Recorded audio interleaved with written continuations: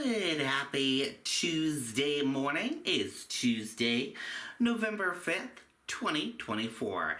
And today is also Election Day. We got a jam-packed broadcast to get to this Tuesday morning for your WRMK News 12 morning newscast. So let's begin right now.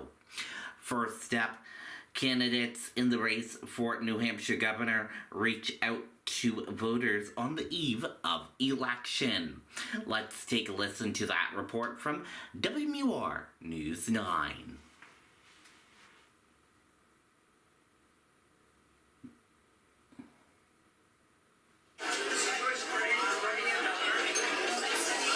Democrat Joyce Craig making some last-minute rounds with former Governor John Lynch and Congressman Chris Pappas. Good luck tomorrow. Thank you.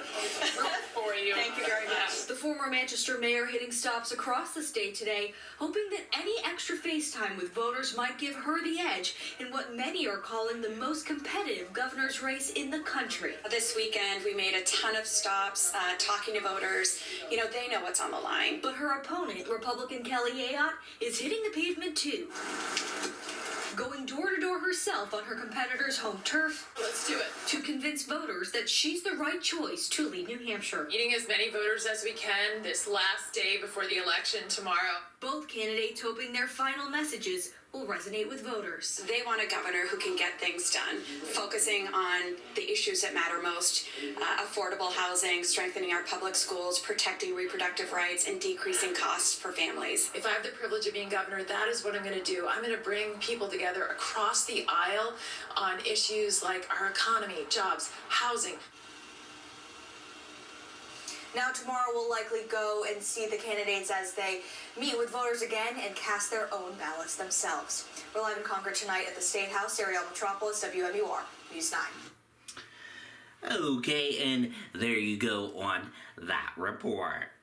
Trump-Harris campaigns make final push to sway New Hampshire voters.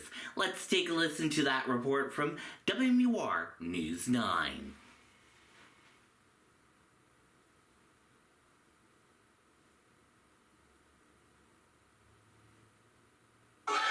Former President Donald Trump has swept the New Hampshire primary 3 cycles in a row, but has never won the state in the general election. In Pelham, his loyal supporters out in droves on election eve in a push to turn the Granite State red. The future is not bright with Democrats in office. It's been proven. Look at inflation, look at the border, look at crime. Whoever can do the job the correct way, that should be our president. That should be our leader. I feel that as of right now, the Democrats that have been in charge have just not been able to pull their weight and do what's right. In Manchester, Democrats making their own call to get out the vote, highlighting local and statewide candidates anchored by Vice President Kamala Harris at the top of the ticket. She's out there for the United States, for the people, and cares about the people.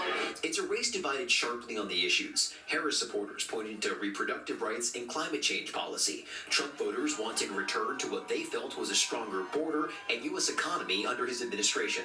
You know, we got illegal immigrants coming in this country. We have our economy that's off, gas prices that are up. We want to continue what the Biden-Harris administration started in terms of investments into clean energy, climate action. And if you look back just a few months ago, over the summer, Donald Trump was actually leading among likely New Hampshire voters. But that was when Joe Biden was the nominee. Ever since Kamala Harris took over that spot as the top of the ticket, she's held a fairly consistent lead over the former president. Right now, the latest polling from St. Anselm College has the Vice President Kamala Harris roughly 5 points ahead of Donald Trump among New Hampshire voters. Live in Manchester, Ross Ketchke, WMUR News 9. Okay, and there you go on that report. One person dead following a mobile home fire in Raymond, authorities say. One person is dead after a mobile home caught fire in Raymond, authorities said. The Raymond Fire Department told WRMK News 12 crews responded to 13 Hummingbird Lane on Monday night for a reported of a mobile home on fire. Authorities said one person and a dog were later pronounced dead at the scene. Raymond Fire said the mobile home is a total loss. New Hampshire State Fire Marshal is on scene to investigate. Officials did not say how the fire started. Election workers work into the night preparing voting sites for Election Day. Let's take a listen to that report from WR News 9.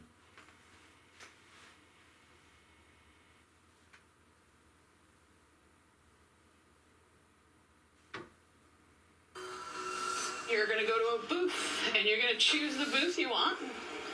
And you're going to vote. Voting is that easy, according to Derrytown clerk Tina Guilford. She oversees the elections process in town, run out of Pinkerton Academy. With just a short window of time to set up, town officials have been here since 4:30 this afternoon, transforming this gym into Derry's only polling location. What you're looking at here is nearly 200 voting booths, 199 to be exact. That's one for every 100 registered voter. So we have 19,873.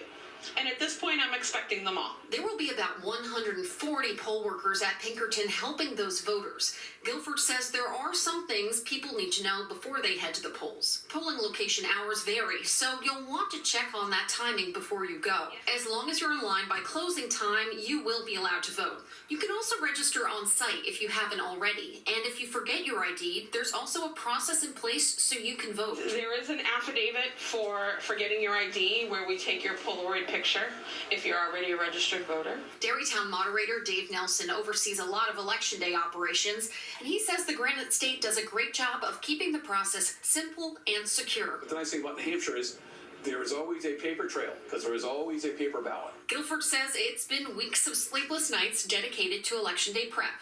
What she's looking forward to? I'm looking forward to Wednesday, when everything is counted and everything is done. In Derry, Isabella Turst, WMUR News 9. If you have any problems at your polling location tomorrow, here's what you should do. The Attorney General's office has a hotline you can call. The number is right here on your screen. It is 1-866-868-3703. It will be open tomorrow from the time the polls open to the time they close at 8 p.m. Now, if the call goes to voicemail, you can leave a message. You can also email electionlaw@doj.nh.gov. You can find all this information on the voter guide on WMUR.com and the WMUR app. Okay, and there you go on that report. Good information right there. Swing state election officials step up security to protect voters and the workers. Let's take a listen to that report from ABC News.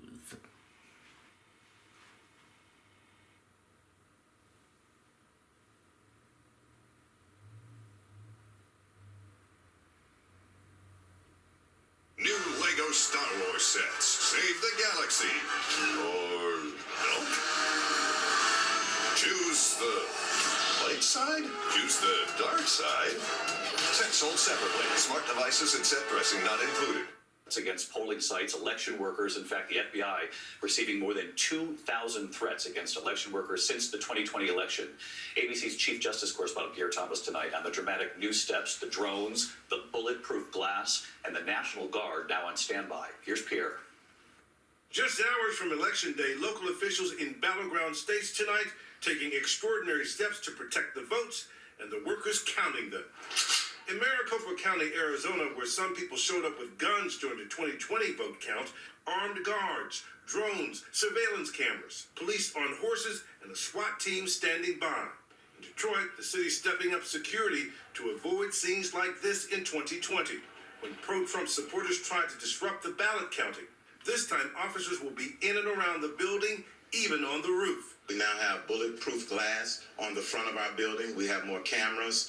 We have a panic button. Governors in Washington, Nevada, and Oregon will have the National Guard ready for any large-scale civil disturbances. And in Philadelphia, the district attorney with this blunt warning. Anybody who thinks it's time to insult, to deride, to mistreat, to threaten people, F around and find out. We do have the cuffs. We do have the jail cells. And in Georgia, where election workers were under so much pressure in 2020, with Trump calling the Secretary of State looking for 11,000 more votes, tonight this message: the vote counting will be fast and fair, with results possibly as soon as tomorrow night, David. Pierre Thomas with us too. Pierre, thank you. Okay, and there you go on that report. Good information there. And we got a question for all of you. Head over to WRMK News 12 group page and check out that question. Are you voting today? Yes? No? Already did? Leave your comment below and let us know. We want to hear from you. And that does it for this morning edition of WRMK News 12. Thank you for tuning in and watching. Have a great day and goodbye.